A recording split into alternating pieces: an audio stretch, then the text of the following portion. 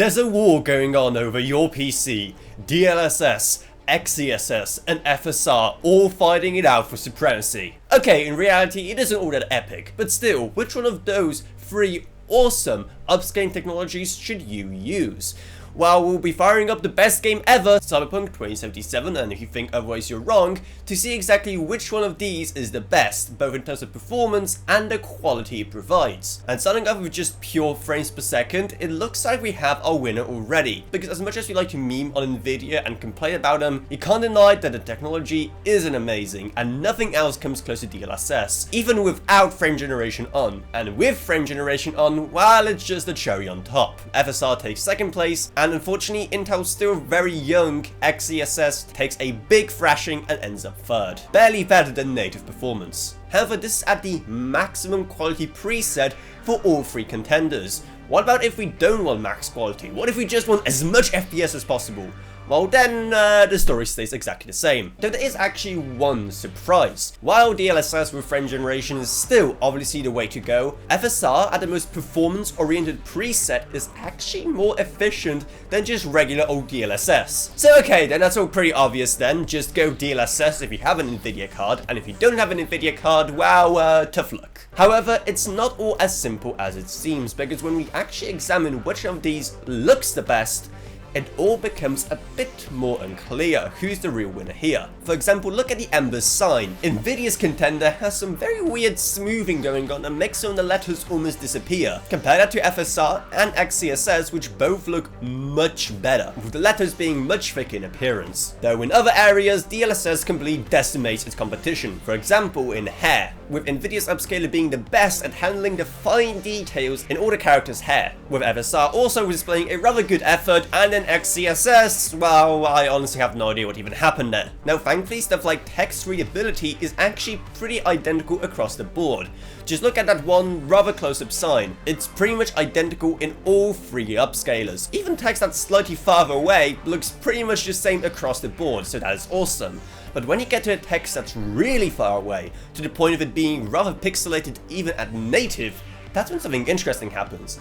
It actually looks better with XeSS and FSR compared to DLSS. Why?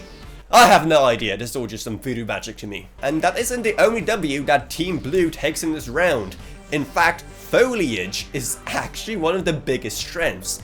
It looks so much better on XeSS compared to both FSR and DLSS. Okay, so that is all still the best case scenario, but what about the worst case scenario?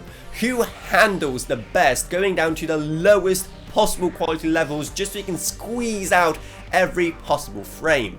Well, once again, it's a bit more complicated. The sign once again looks rather anemic with DLSS, and while FSR still has a similar smoothing effect going on, it's still at least sharp and the letters are still very clearly there. And the thickness of the letters is still pretty much on par with native resolution. But then we get to the hair and, oh boy Intel, what on earth happened here? Not only does the hair not even look like hair anymore, but XeSS seems to have transported the entire character model back to The Sims 1. And it goes without saying that DLSS and FSR both do a much better job. Now when it comes to text, here things get a bit weird.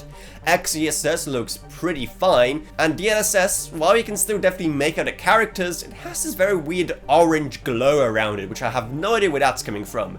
But that is still nothing compared to the absolutely jumbled mess that FSR has turned the text into. And while medium distance text is once again pretty much identical across the board, the text furthest away is now actually a win for Nvidia, with XeSS taking second place and FSR in dead last. Finally, when it gets to the plants here, well, I probably spend the longest time trying to determine which one is the best. Because between XeSS and DLSS, both of them look good and right, but just in different ways, if you know what I mean. And at first, I honestly wanted to call it a draw, because even though they look nothing alike, I just couldn't decide which one I like better.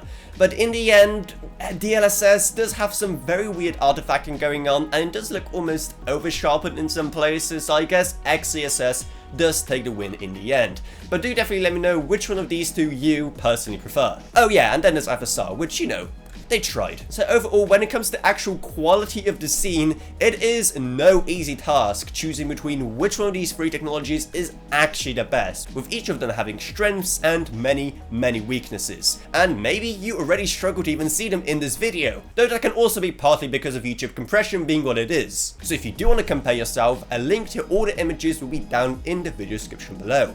Down you're going to find our Patreon, which you might consider checking out because even a single $1 a month truly goes a long way, and I'd also look thank my existing patrons, Gavin Burns, Ryan, AKB, Justin Rage, Ella Vroniak, Vadosh Velka, Meg Sumner, Shane Ullcraft, Lansby, and Level Up. Down there you're going to find our merch store, our Discord server, and our social media links as well. But anyway, that's about it, so I hope you enjoyed this video.